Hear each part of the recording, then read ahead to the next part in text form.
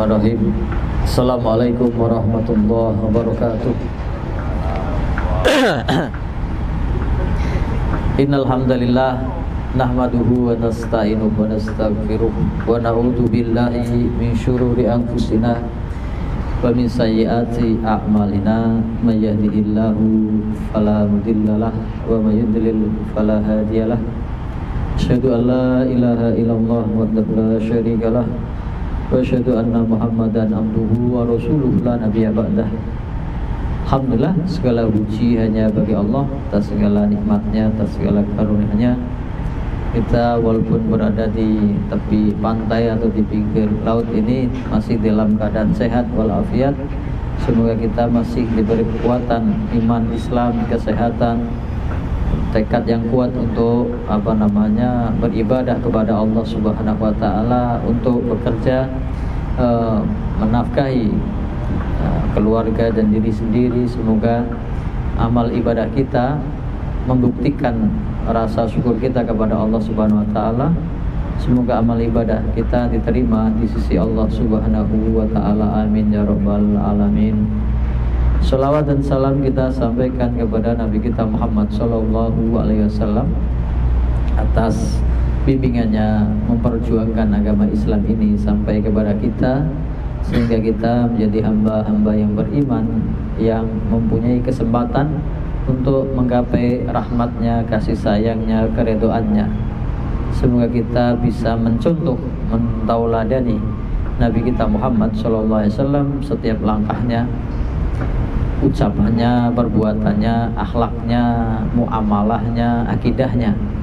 Dan semoga kita mendapat syafaat kelak di hari kiamat. Amin ya rabbal alamin. Alhamdulillah, kita di pertemuan yang kesekian kalinya ini sudah di penghujung bulan Dzulqa'dah. Beberapa hari lagi kita akan memasuki bulan Dzulhijjah.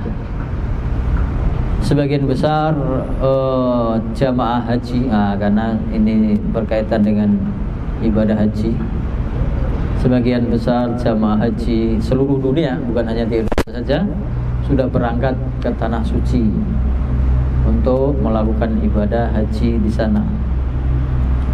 Apakah ada kaitannya ibadah haji, orangnya berangkat ke sana, dengan kita yang tetap di sini beribadah menyembah Allah Subhanahu wa taala? Tetap ada. Kenapa? Karena kita sholat 5 waktu itu menghadapnya kemana? Ke Ka'bah. Hati kita terikat dengan Ka'bah, dengan rumah Allah Subhanahu wa taala. Sholat kita 5 waktu menghadap Ka'bah. Kita punya ikatan batin, ikatan spiritual dengan tanah suci Mekah. Walaupun kita belum bisa ke sana, tapi setiap sholat 5 waktu kita menghadapnya ke sana. Nah, sedikit kita akan membahas itu. Jadi kalau kita berbicara orang ibadah haji itu katanya adalah panggilan Allah untuk mendapat panggilan dari Allah Subhanahu wa taala sebagai tamunya dalam rangka untuk beribadah haji. Tapi sesungguhnya kita itu dipanggil oleh Allah Subhanahu wa taala atau dipersaksikan oleh Allah Subhanahu wa taala tidak hanya dalam ibadah haji saja. Nanti akan saya sebutkan ada 4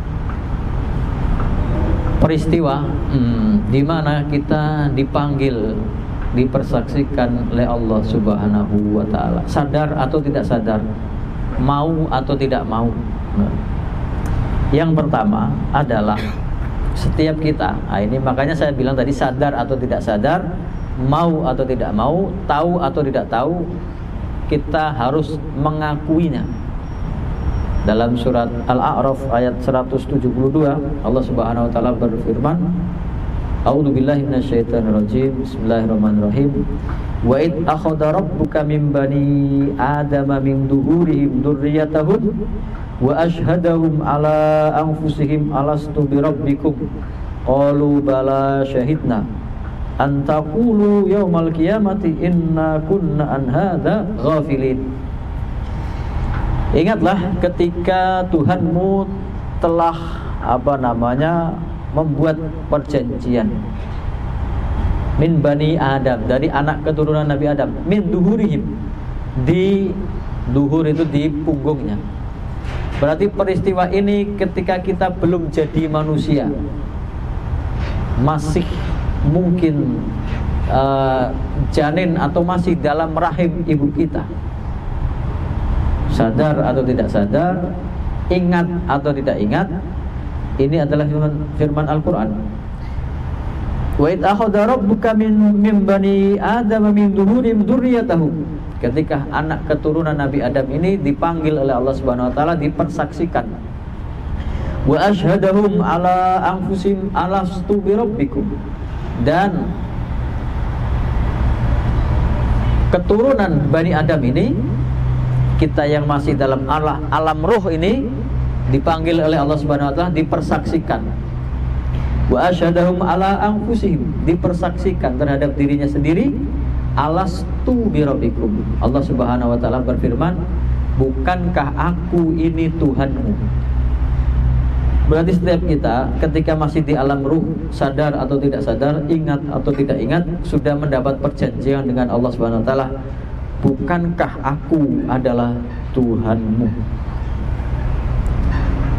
Berarti makanya ketika kita sudah dilahirkan di dunia, tujuan kita hidup adalah wa ma khalaqtul jinna wal insa illa liya'budun. Tidaklah aku ciptakan jin dan manusia kecuali untuk beribadah, menyembah kepadaku. Allah bersaksikan, alastu bi rabbikum, bukankah aku Tuhanmu? Maka kita ingat tidak ingat sudah menjawab, qalu bala syahidna. Ya Allah, benar, kami telah bersaksi bahwa Engkau adalah Tuhan kami. Ini di alam ruh. Allah sudah membuat perjanjian antara hambanya, kita yang belum lahir itu. Makanya kita berkewajiban untuk beriman kepada Allah Subhanahu wa taala. Kenapa sampai seperti itu diingatkan? Antaqulu yaumal qiyamah inna kunna an hadza ghafilin, supaya kelak di hari kiamat tidak ada di antara kalian yang mengatakan kami tidak pernah tahu tentang hal ini, tentang bahwasanya Allah Subhanahu wa taala adalah Tuhan kita, yang menciptakan kita, yang memberi rizki kita, yang mengatur alam semesta ini untuk kemaslahatan kita. Maka untuk mencari keselamatan dunia dan akhirat, ini panggilan pertama. Nanti ada 4 panggilan pertama, bahwa kita di alam rahim atau di alam ruh sudah dipersaksikan oleh Allah Subhanahu wa taala, bukankah aku ini Tuhanmu? Dan kita sudah menjawabnya, iya ya Allah, Engkau adalah Tuhanku, saya bersaksi. Supaya kelak di hari kiamat tidak ada yang membantah bahwa Allah Subhanahu wa taala Tuhan kita yang menciptakan kita. Makanya tugas kita di dunia ini, wa ma khalaqtul jinna wal insa illa liya'budun. Dan tidaklah aku ciptakan jin dan manusia kecuali hanya untuk beribadah kepada aku, kepada Allah Subhanahu wa taala. Makanya untuk membuktikan ini, menjadikan diri kita itu sebagai hamba yang benar-benar menyembah kepada Allah Subhanahu wa taala, mengagungkan Allah Subhanahu wa taala, menjadikan Allah Subhanahu wa taala satu-satunya yang layak disembah, yang layak diibadahi. Maka sebagai hamba ini adalah predikat yang paling utama, julukan yang paling mulia, kedudukan yang paling tinggi seorang makhluk kalau dia menghamba kepada Allah Subhanahu wa taala. Contohnya Nabi kita Nabi Muhammad SAW adalah makhluk yang paling mulia yang pernah terlahir di muka bumi ini, dan dia kedudukannya paling tinggi dan paling dekat kepada Allah Subhanahu wa taala. Bagaimana Allah Subhanahu wa taala menyebutnya, memuliakannya sebagai makhluk yang paling mulia, paling dekat dengan Allah? Peristiwa apa? Ketika Nabi paling dekat kedudukannya dengan Allah Subhanahu wa taala. Ketika Isra Mi'raj. Malaikat Jibril mengantar Allah Subhanahu wa taala untuk menerima perintah sholat 5 waktu. Malaikat Jibril sudah tidak bisa ngantar lagi ketika Allah Subhanahu wa taala langsung memberikan perintah itu kepada Nabi Muhammad SAW. Dan itu digambarkan dalam Al-Quran. Ayat pertama dari surat Al-Isra. Namanya surat Al-Isra atau surat Bani Israel. Tetapi menceritakan tentang peristiwa Isra dan Mi'raj ini hanya satu ayat, di ayat pertamanya saja. Ayat berikutnya tentang Bani Israel. Makanya ada 2 nama, surat Al-Isra atau surat Bani Israel. Ayat pertamanya yang sering kita baca kalau peristiwa Isra Mi'raj adalah Subhanalladzi asra bi abdihi minal masjidil harami ilal masjidil aqsal ladzi barakna haulahu linuriyahu min ayatina innahu huwas samiul basir. Maha suci Allah yang telah memperjalankan hambanya. Nabi Muhammad disebut hambanya, abdihi. Padahal itu ketika Nabi Muhammad kedudukannya paling dekat dengan Allah. Malaikat Jibril sudah tidak bisa mengantar Nabi. Tapi kedudukan yang paling tinggi itu bisa diraih kalau dia menjadi hamba, menghamba kepada Allah Subhanahu wa taala. Maha suci Allah Subhanahu wa taala yang telah memperjalankan hambanya dari di malam hari dari Masjidil Haram sampai Masjidil Aqsa, alladzi barakna haulahu, yang telah kami berkahi wilayah itu sekelilingnya, linuriyahu min ayatina, untuk kami perlihatkan tanda-tanda kebesaran kami, innahu huwas samiul basir, sesungguhnya dia Allah Subhanahu wa taala maha mendengar, maha melihat. Nah, posisi seorang hamba, kita sudah dipersaksikan oleh Allah Subhanahu wa taala kita adalah makhluk hamba yang menyembah kepada Allah. Kalau kita menyembah, maka kedudukan kita semakin tinggi di hadapan Allah Subhanahu wa taala. Makanya Isra dan Mi'raj dari manusia biasa yang bukan Nabi Muhammad SAW adalah ketika dia sedang sholat. Makanya posisi terdekat seorang hamba dengan Tuhannya, dengan Allah Subhanahu wa taala, kalau dia pengen berdoa dan doanya pengen diijabahi, dikabulkan oleh Allah Subhanahu wa taala, perbanyaklah doa ketika kamu sedang bersujud, merendahkan diri di hadapan Allah Subhanahu wa taala. Ini kenikmatan seorang hamba kepada Allah Subhanahu wa taala. Kemudian kalau kita menghamba kepada Allah Subhanahu wa taala, membuktikan rasa syukur kita dengan menyembah hanya Allah Subhanahu wa taala, tidak pernah menyembah yang lain, tidak pernah berkorban untuk yang lain, tidak mengagungkan sesembahan yang lain, tidak meminta kepada zat yang lain selain Allah Subhanahu wa taala, maka Allah Subhanahu wa taala memberikan banyak karunia-Nya kepada hamba-Nya. Di antaranya, inna ibadi laisa laka alaihim sultanun illa man ittaba'aka minal ghawin. Hamba Allah tidak bisa dikuasai, tidak bisa dicerumuskan, tidak bisa digoda oleh setan yang sudah terlaknat. Sesungguhnya hamba-hambaku, kamu tidak ada kekuasaan kepada mereka, wahai setan, illa, kecuali manittaba'aka minal ghawin, yang mengikutimu, yang mengikuti setan dan mengikuti langkah-langkah setan dari orang-orang yang tersesat. Berarti kalau kita menghamba hanya kepada Allah Subhanahu wa taala, dilindungi dari kekuasaan, kekuatan setan yang bisa menggoda manusia. Kuncinya menghamba kepada Allah Subhanahu wa taala. Kemudian orang yang menghamba kepada Allah Subhanahu wa taala, Allah maha lemah lembut kepadanya, Allah mengasihaninya. Allahu latifum bi ibadihi yarzuqu may yasha wa huwal qawiyul aziz. Allah Subhanahu wa taala maha lembut kepada hambanya, dan dia yang memberi rizki kepada siapa saja yang dikehendaki. Dan dialah Allah yang maha kuat, yang maha perkasa. Sudah posisinya paling dekat, doanya diijabahi, kemudian Allah melindunginya dari godaan setan, kemudian dia orang yang diberi kelemah lembutan, dikasihani oleh Allah Subhanahu wa ta'ala. Kemudian masalah doa ini sebetulnya biasa kita dengar di bulan Ramadan. Ayatnya di ayat yang berkaitan dengan puasa Ramadan, tapi ayatnya nggak ada sedikit pun membahas tentang puasa. Ayat 186 surat Al-Baqarah, wa idza sa'alaka ibadi anni fa inni qarib. Kalau ada hambaku yang bertanya kepadamu wahai Muhammad, maka katakan sesungguhnya aku dekat. Allah Subhanahu wa taala dekat. Dekatnya bagaimana? Mengabulkan doa hambanya. Ujibu da'watad da'i idza da'an. Aku mengabulkan permintaan hambaku kalau dia minta kepadaku. Falyastajibu li wal yu'minu bi la'allahum yarsudun.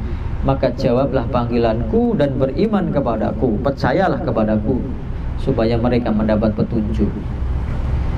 Jadi kalau ada yang menghamba kepada Allah Subhanahu wa taala, mendekatkan diri dengan beribadah kepadanya, mentaati perintahnya, menjauhi larangannya, maka Allah mendengarkan doanya, Allah mengabulkan permintaannya.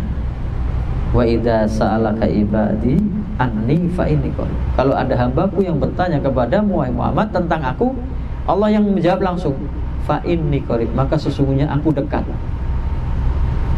Dekat untuk mengabulkan hambanya, dekat untuk menolong hambanya. Uji budak watad da'i idza da'an. Aku menjawab, mengabulkan permintaan hamba kalau dia minta kepadaku. Syaratnya yang pertama, mintanya kepada Allah Subhanahu wa taala. Bukan kepada yang lain, bukan kepada pohon, bukan kepada gunung, bukan kepada laut, bukan kepada batu, tapi kepada Sang Pencipta, yaitu Allah Subhanahu wa taala. Idza da'an falyastajibu li. Syarat kedua, falyastajibu li, maka jawablah panggilanku. Nanti kita bahas panggilan yang kedua. Tadi panggilan pertama adalah Allah mempersaksikan kita adalah hambanya. Allah adalah Tuhan kita yang berhak kita sembah, yang wajib kita sembah. Maka falyastajibu li, jawablah panggilanku. Panggilan Allah apa saja? Di antaranya sholat, azan itu panggilan Allah. Di antaranya haji, haji itu panggilan Allah. Di antaranya puasa Ramadan, itu panggilan Allah Subhanahu wa taala. Wal yu'minu bi. Jadi untuk doanya supaya dikabulkan, beribadah kepada Allah, mendekatkan diri dengan cara menjalankan perintahnya, menjawab panggilannya, menjauhi segala apa yang dilarang oleh Allah Subhanahu wa taala. Wal yu'minu bi, yakin, percaya bahwa Allah yang Maha mengabulkan doa, enggak ada yang lain. La'allahum yarsudun, supaya mereka mendapat petunjuk dari Allah Subhanahu wa taala. Kemudian ini kita akan memberikan gambaran betapa mulianya seorang hamba. Tentu yang dimaksud adalah hamba yang beriman, yang mengikuti petunjuk Nabi Muhammad SAW, menjalankan perintahnya, menjauhi larangannya. Keistimewaan lagi sebagai hamba adalah diterima tobatnya selama dia mau kembali kepada Allah Subhanahu wa taala. Qul ya ibadiyalladzina asrafu ala anfusihim la taqnatu min rahmatillah innallaha yaghfirud dzunuba jami'a innahu huwal ghafurur rahim. Katakanlah wahai hamba-hambaku yang telah melampaui batas dalam hidupnya, dosanya, kemaksiatannya, telah melampaui batas terhadap dirinya sendiri, la taqnatu min rahmatillah, jangan kalian berputus asa dari kasih sayang Allah Subhanahu wa taala. Innallaha yaghfirud dzunuba jami'a, sesungguhnya Allah Subhanahu wa taala Maha mengampuni dosa-dosa semuanya, enggak ada dikecualikan.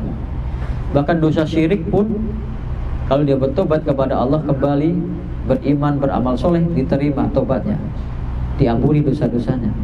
Bahkan dosa munafik pun, bahkan dosa membunuh pun, dosa berzina pun, dosa minum khamar pun, kalau dia mau kembali kepada Allah Subhanahu wa taala, maka diampuni dosa-dosanya oleh Allah Subhanahu wa taala. Innallaha yaghfirud dzunuba jami'an.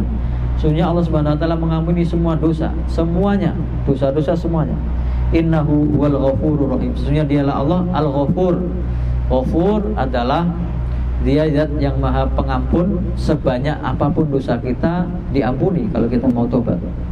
Sesering apapun kita berbuat maksiat diampuni. dosa, maksiat, tobat lagi, maksiat lagi, tobat lagi, maksiat lagi, tobat lagi, maksiat lagi, tobat lagi. Selama kita mau tobat, diampuni oleh Allah Subhanahu wa taala.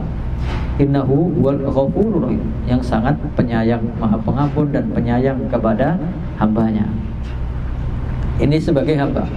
Kita masih membahas yang pertama, panggilan pertama, yaitu sebagai hamba, menyembahnya hanya kepada Allah Subhanahu wa taala. Karena kita sudah bersaksi bahwa Allah Subhanahu wa taala satu-satunya Tuhan yang berhak untuk disembah. Maka kalau kita sebagai hamba mengikuti petunjuk Nabi Muhammad SAW, mempelajari Al-Quran, membacanya, melaksanakannya, mendakwahkannya, menjadikan dia pedoman kita sehari-hari. Allah Subhanahu wa taala berfirman dalam surat Fatir, "Tsumma awrasnal kitabal ladzina astafaina min ibadina." Kemudian kami wariskan Alkitab, Al-Qur'an ini, alladzina astafaina, yang kepada orang-orang yang kami pilih, min ibadina, dari hamba-hamba kami. Sudah hamba terpilih, yaitu orang-orang yang beriman, yang mengikuti Nabi Muhammad SAW, yang menjadikan Al-Quran sebagai petunjuknya. Nah, orang yang masuk Islam saja tidak semuanya baik. Ada yang maksiat, ada yang sedang-sedang saja, ada yang rajin ibadah, ada yang rajin menuntut ilmu. Nah, kemudian dibagi tiga. Orang yang beriman ini, yang dipilih oleh Allah Subhanahu wa taala untuk beriman ini, faminhum dzalimun li nafsihi. Ada orang yang mendolimi dirinya sendiri. Wa minhum muqtasid, yang kedua ada yang sedang-sedang, pertengahan. Wa minhum sabiqum bil khairat biidznillah, dan ada yang ketiga yang berlomba-lomba dalam kebaikan atas izin Allah. Dzalika huwal fadlul mubin. Itulah karunia Allah yang sangat nyata. Kita akan bahas tiga ini. Hamba Allah ini yang sudah beriman, kita nggak bicara orang yang kafir, itu sudah di luar kita. Yang beriman saja itu ada tiga golongan. Yang pertama, dzalimun li nafsih, yang mendolimi dirinya sendiri. Ada yang menafsirkan dzalimun li nafsi itu dosanya lebih banyak dari pahalanya.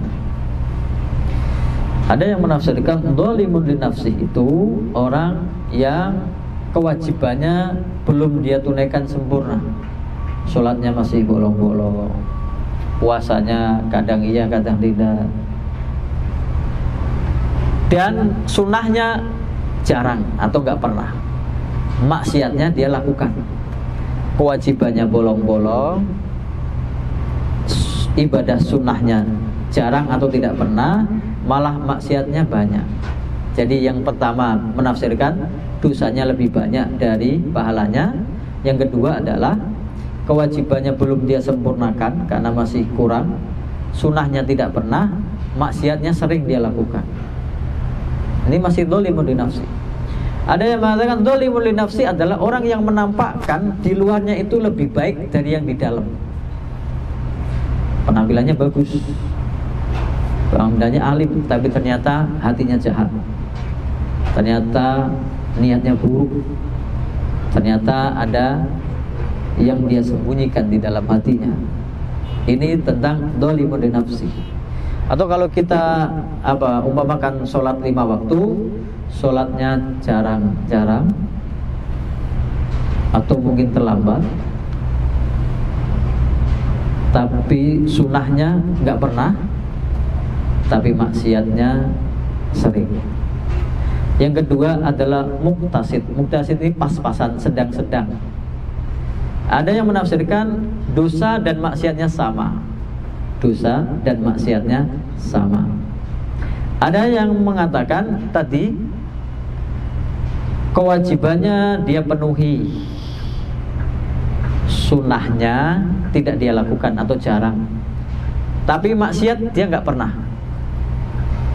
Hanya kewajibannya saja yang dia penuhi, mungkin amalan sunnahnya jarang, tapi dosa nggak pernah.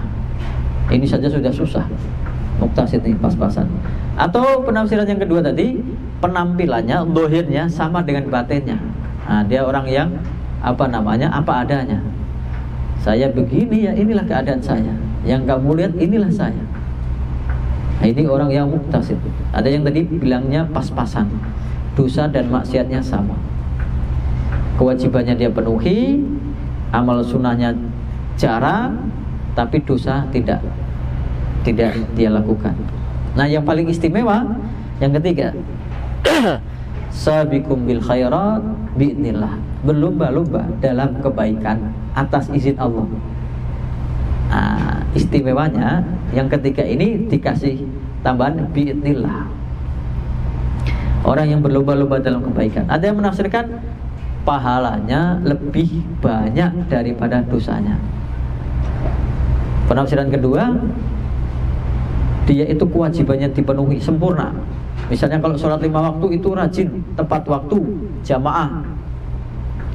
Kemudian sunnahnya ditambah. Kemudian dosa tidak lakukan. Jadi kalau kita urutkan, yang dolimun li nafsi, sholat terlambat, kadang-kadang gak sholat, sunnahnya nggak pernah, maksiat dia lakukan. Yang kedua muktasid, sholatnya pokoknya dia penuhi. Apapun keadaannya, dia walaupun nggak jamaah, walaupun sendirian, dia masih punya waktu untuk sholat, pasti dia sholat. Nggak pernah ketinggalan sholat 5 waktunya.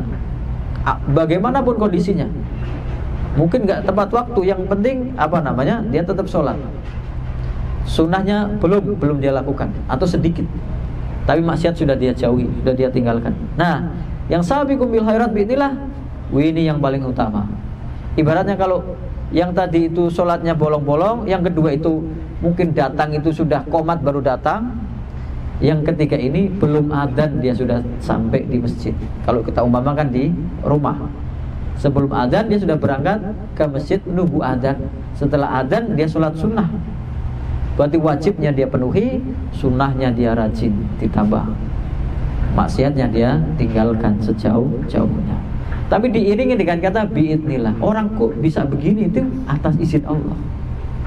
Supaya kita tidak bangga, oh saya yang paling benar, saya yang paling suci, saya yang paling alim, saya yang paling pintar.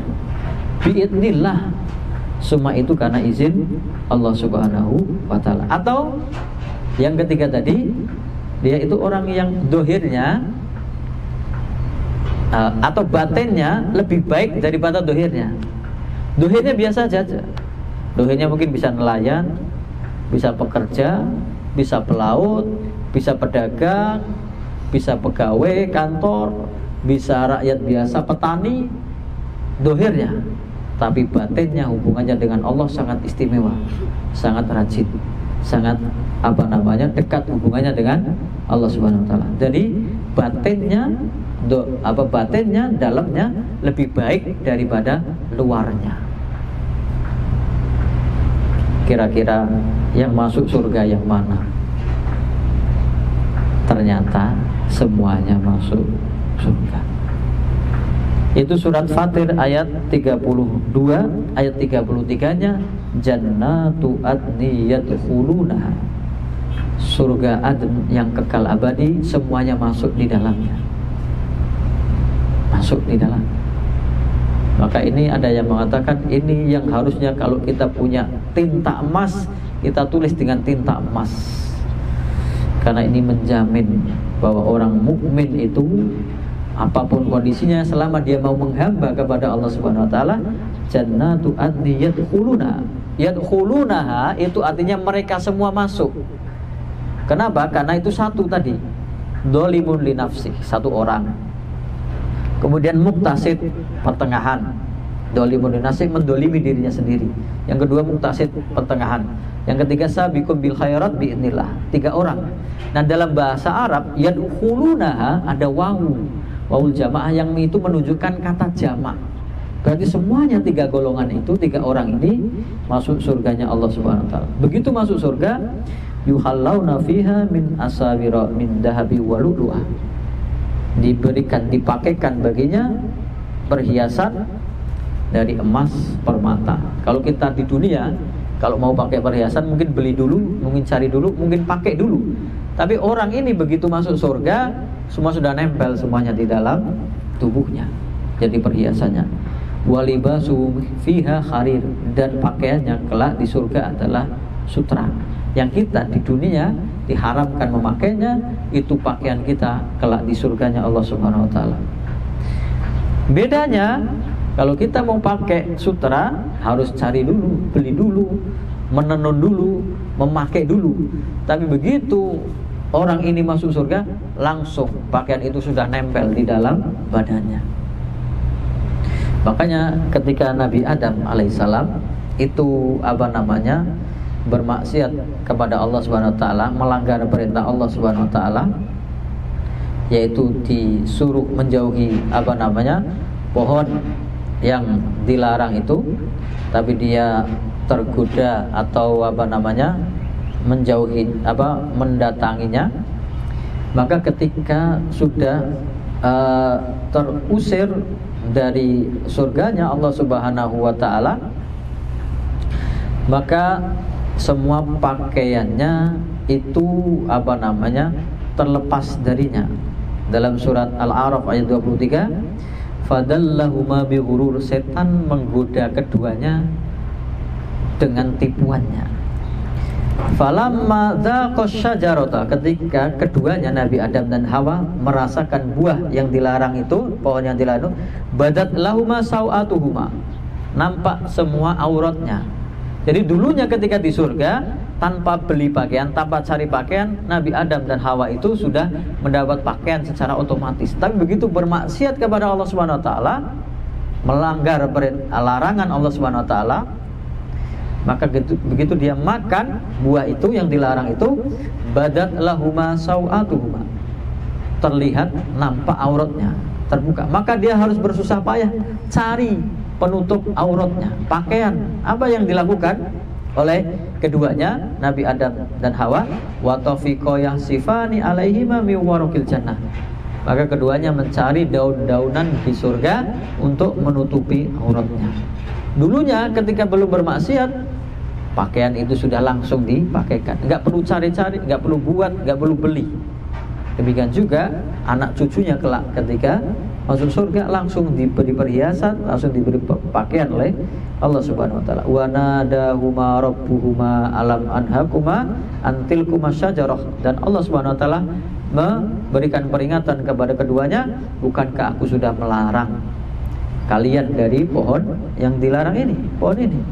Wa aqul lakuma inasyaitana lakuma aduwwun, dan sungguh aku sudah mengatakan bahwasanya setan itu musuh yang nyata bagi kalian berdua, Nabi Adam dan Hawa dan anak keturunannya.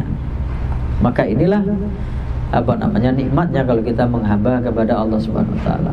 Berarti yang pertama adalah panggilan bahwasanya kita itu harus menghambanya, menyembahnya hanya kepada Allah Subhanahu wa taala. Yang kedua, panggilannya itu tadi, falyastajibuli wal yu'minu bi, menjawab panggilan. Apa panggilan yang kita dengar setiap hari? Yaitu panggilan sholat 5 waktu. Ada orang yang berangan, semua orang berangan-angan, saya pengen pergi haji, saya pengen pergi umroh, jadi tamu Allah, dipanggil sebagai tamu Allah. Padahal dia 5 kali sehari dipanggil oleh Allah Subhanahu wa taala. Apakah dia datang atau tidak? Khusus di hari ini, hari Jumat, ada panggilan khusus. Ada surat Al-Jumu'ah, isinya tentang panggilan ketika sholat Jum'ah.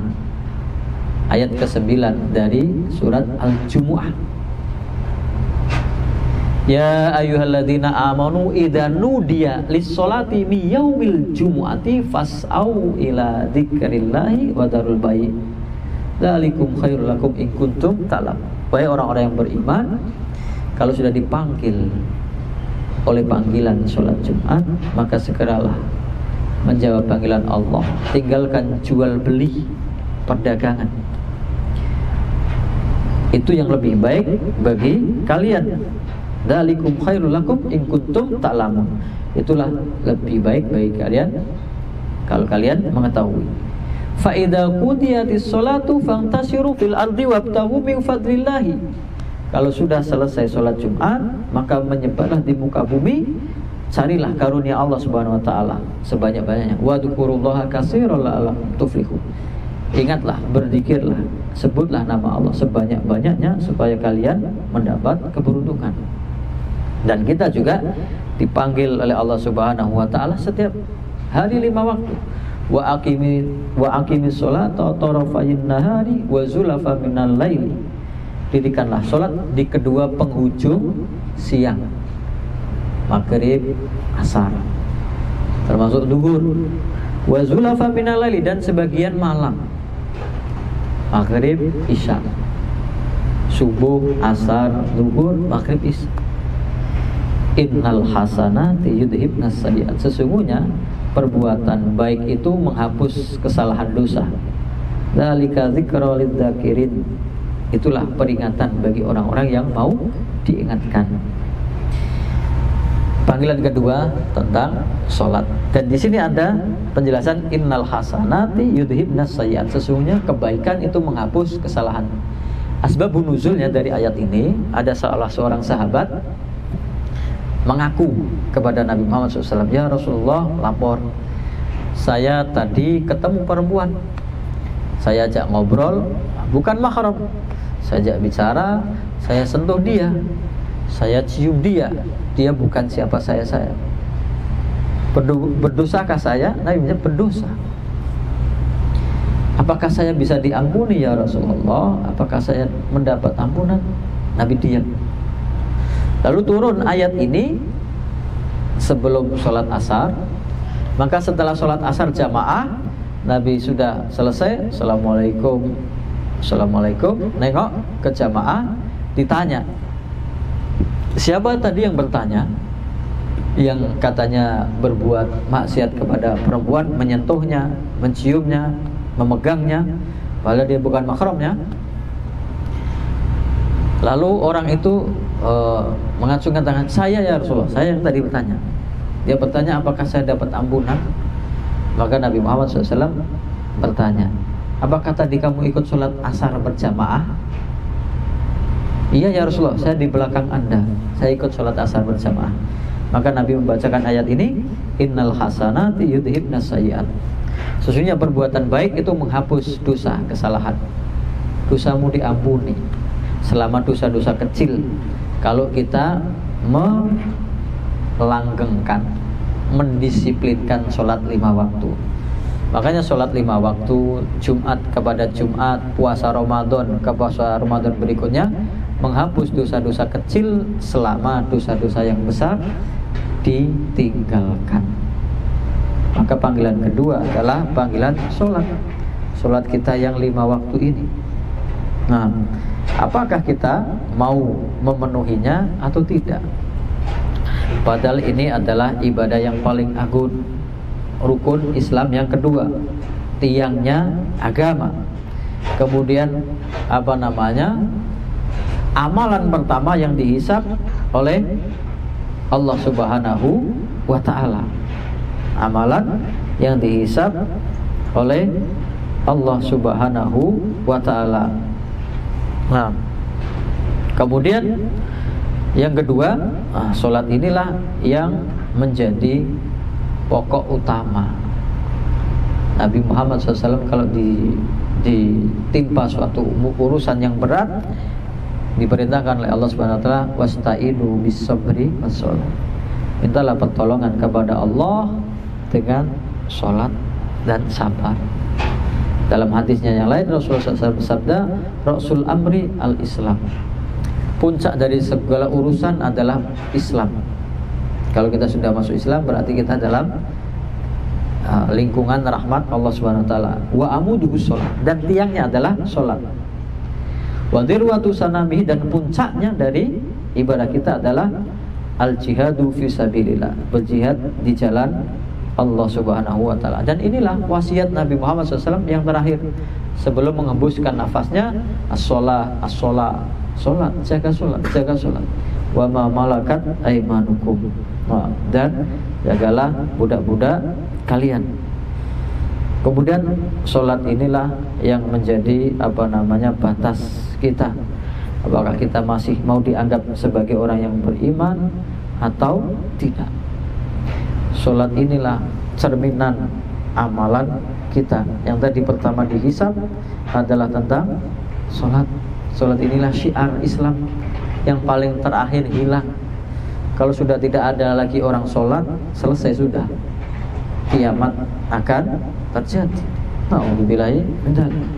Sholat yang kedua, panggilan kita yang Allah panggil setiap hari 5 waktu. Kalau yang 5 waktu saja kita belum sempurna untuk memenuhi panggilannya, bagaimana mungkin kita pengen dipanggil untuk menjadi tamu Allah Subhanahu wa ta'ala. Maka banyak orang yang bertekad ingin menjadi tamu Allah Subhanahu wa ta'ala. Yang penting sholatnya 5 waktu sudah dia penuhi. Jalan itu pasti ada kalau Allah berkehendak. Kemudian panggilan yang ketiga, ini kita di bulan haji ini adalah panggilan haji Allah Subhanahu wa ta'ala. Banyak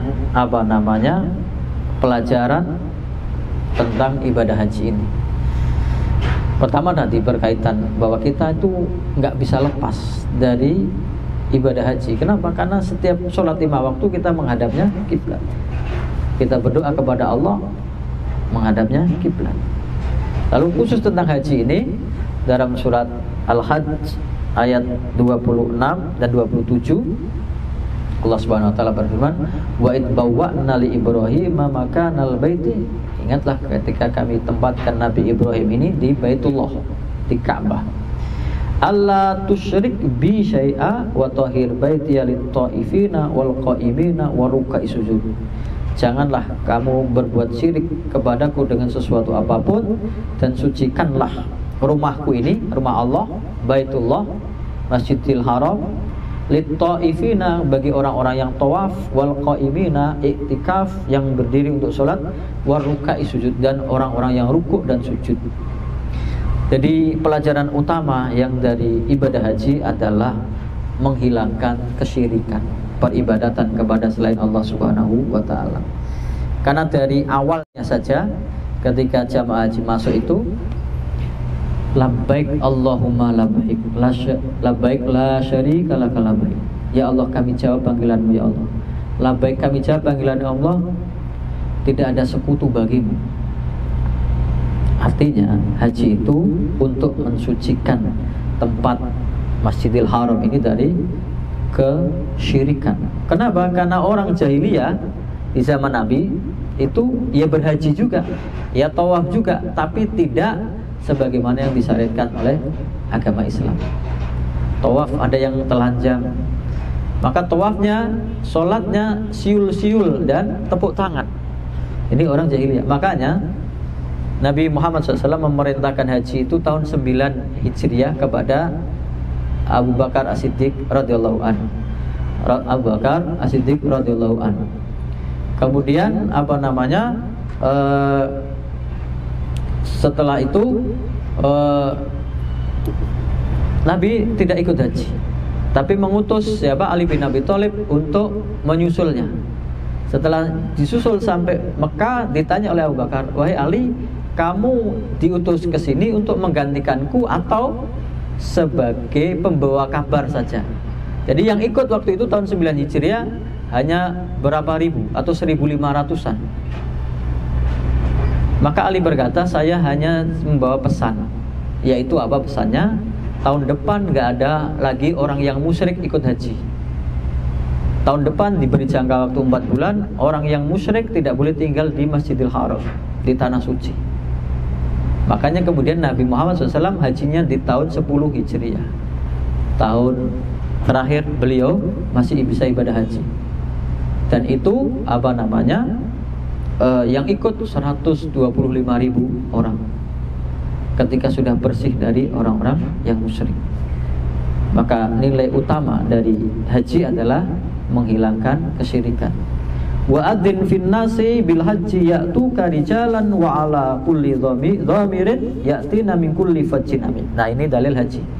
Dan umumkanlah, panggillah kepada manusia untuk berhaji, niscaya mereka akan mendatangimu ke Masjidil Haram rijalan, jalan kaki, wa ala kulli dhamirin, dan mengendari segala binatang tunggangan, ya'tina min kulli fajjin amin, akan datang kepada negeri ini dari segala penjuru yang jauh. Tahun ini ada yang haji dari India jalan kaki 8.000 km jalan kaki. Tahun kemarin ada yang dari Indonesia naik sepeda. Ibadah yang sangat membutuhkan perjuangan tenaga, harta, pikiran, harta, waktu. Ya'tuka rijalan, jalan kaki, wa ala kulli dhamirin, semua binatang tunggangan.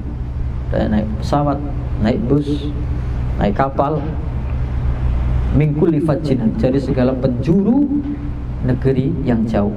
Nah, inilah di antara manfaat atau pelajaran dari ibadah haji. Liyashhadu manafi'a lahum wa yadhkuru smallahi fi ayyamin ma'lumat ala ma razaqahum min bahimatil an'am faqulu minha wa atimul ba'isal faqir.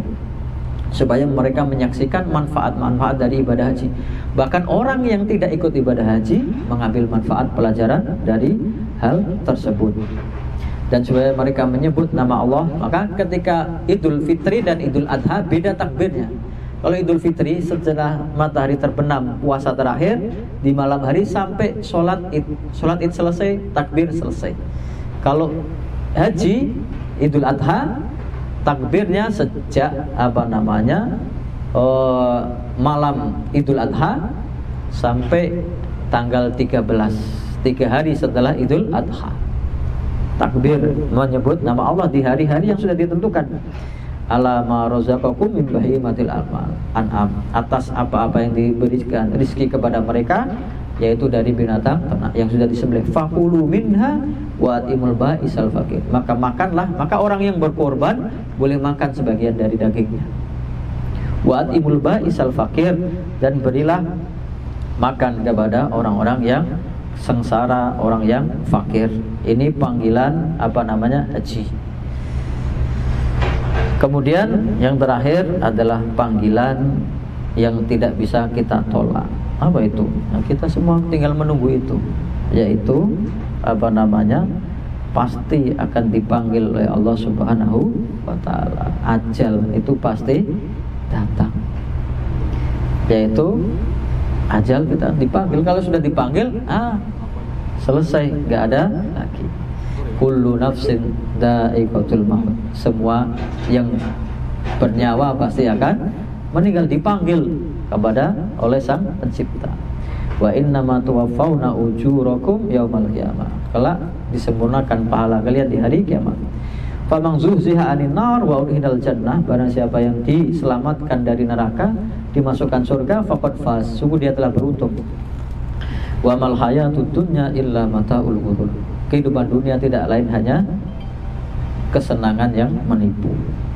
Dalam ayat yang lain, likulli ummatin ajal, setiap umat itu pasti ada ajalnya.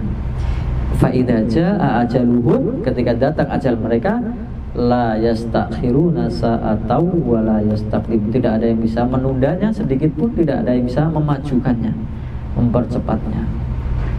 Maka supaya kita mempersiapkan diri kita, jangan sampai kita dipanggil oleh Allah Subhanahu wa ta'ala dalam keadaan yang naudzubillah tidak beriman kepada Allah Subhanahu wa ta'ala, atau dalam keadaan bermaksiat kepada Allah Subhanahu wa ta'ala. Maka setiap khutbah Jumat itu kan diawali, ya ayyuhalladzina amanu taqullaha haqqa tuqatih wa la tamutunna illa wa antum muslimun. Wahai orang-orang yang beriman, bertakwalah kalian kepada Allah dengan sebenar-benar takwa, jangan kalian mati kecuali dalam keadaan berserah diri Islam.